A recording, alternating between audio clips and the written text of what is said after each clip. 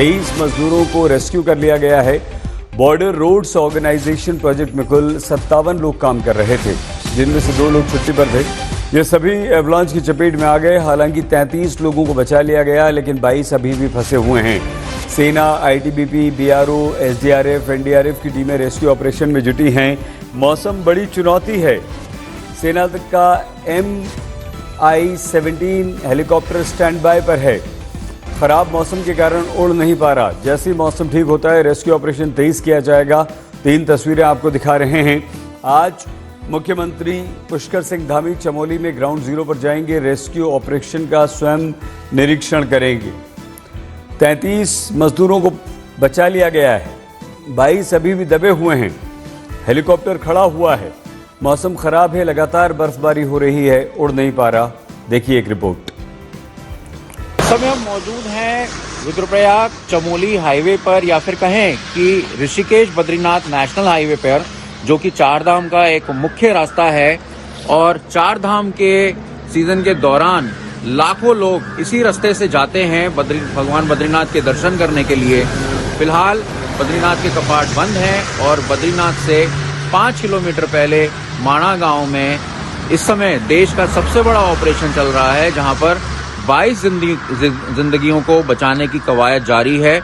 Indian army की IBX brigade, जिसमें कि 150 से ज्यादा सैनिक इस समय वहां तैनात हैं, जो लगातार कल सुबह से और रात बीत जाने के बाद लगातार ऑपरेशन में जुटे हुए हैं और 22 लोगों को बचाने की उनकी लड़ाई इस समय भी जारी है।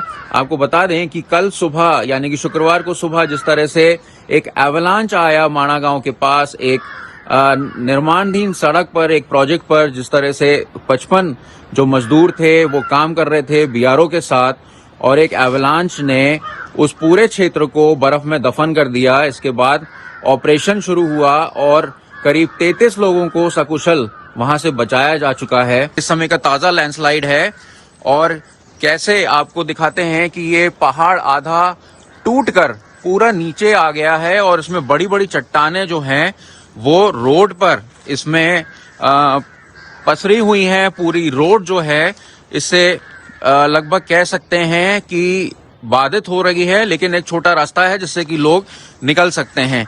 ये पूरा हाईवे है, आपको दिखाते हैं। इस समय सुबह का समय है, सुनसान ये हाईवे है, लेकिन जगह जगह पर इस तरह के खतरे देखने को मिलते हैं।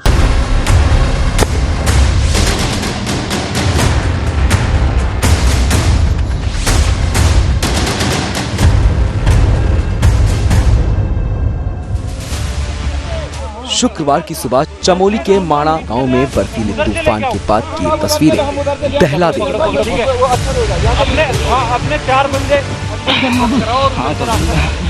55 से ज्यादा मजदूरों को इस बर्फीले तूफान ने अपनी चपेट में ले लिया था।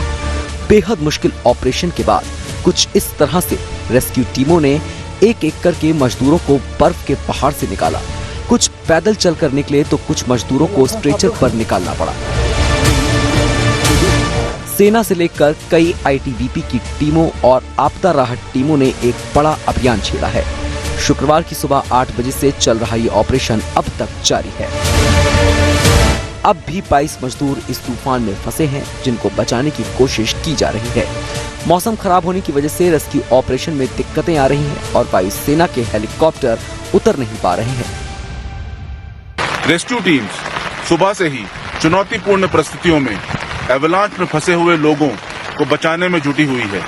इस कार्य में हमारी रेस्क्यू टीमों के साथ साथ भारतीय सेना की स्पेशलाइज्ड मेडिकल टीम, जिसमें 3 डॉक्टर, 4 एम्बुलेंस और साथ ही इंजीनियरिंग टीम, जिसमें कि 4 स्पेशलाइज्ड इंजीनियर इक्विपमेंट शामिल हैं, दबे हुए लोगों को बचाने की कोशिश कर रहे हैं और माना और जोशीमठ के बीच का रास्ता खोलने की कोशिश कर रहे हैं।